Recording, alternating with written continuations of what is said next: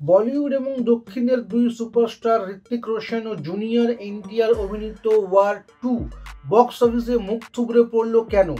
এই বিশাল ব্যর্থতার দায়ভার কার?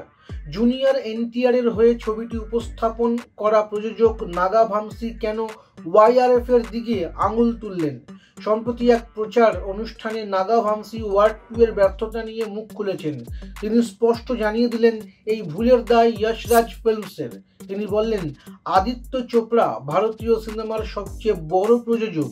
আমরা অন্ধভাবে যশ রাজ ফিল্মসের উপরে বিশ্বাস করেছিলাম, কিন্তু এটি মিসফায়ার করেছে।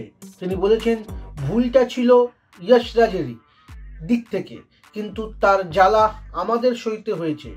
নাগা ভামসির এই মন্তব্য সোশ্যাল মিডিয়ায় আলোচনা শুরু করেছে। তিনি এই ব্যর্থতার দায় যশ রাজ ফিল্মসের উপর চাপিয়ে নিজের দায় এড়ানোর চেষ্টা করেছেন বলে অনেকে মনে করছেন।